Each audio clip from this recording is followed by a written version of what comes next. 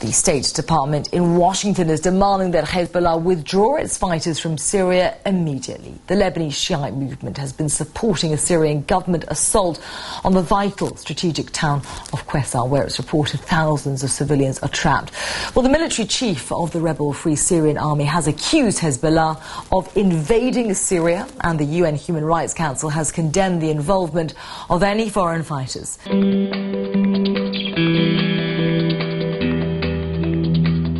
UN's human rights body has condemned Syria's actions in the two-year conflict.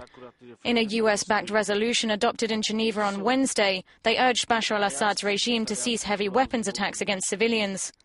They also slammed the use of foreign combatants in Qusayr, largely reported to be Lebanon's Hezbollah members, without mentioning their name. The Syrian representative in Geneva denounced the decision, saying it is a travesty that the executioner cries it's a victim and that the executioner places itself as a judge and jury. The resolution has unsettled US-Russia relations and a planned peace conference for June. Meeting in Istanbul, the Syrian opposition have said they would only participate in such talks if Assad steps down.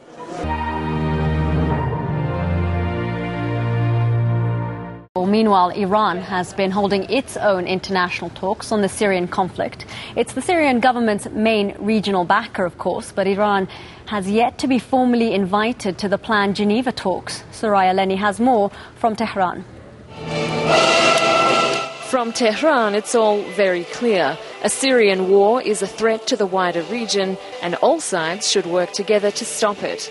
Iran is Syria's strongest ally. Tehran is watching uncomfortably as its neighbour unravels and pushing the case for peace. Our plan calls for the end of violence, declaration of a ceasefire, continuation of national dialogue, providing a situation for free elections and the forming of a new parliament to set a constitution. It's the third meeting Iran has hosted to try to solve the Syrian crisis. Countries affected to a greater or lesser extent are represented. Iraq has a big stake.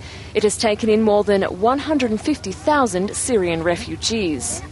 Taking everything into account, Iraq has never supported one side or another, one sect or another. We want peace. That's why we want a solution as soon as possible. But more than 2 years of negotiations over Syria have made no progress. Russia says one reason is because Iran is excluded from international talks. Iran hasn't been invited to the proposed Geneva peace talks.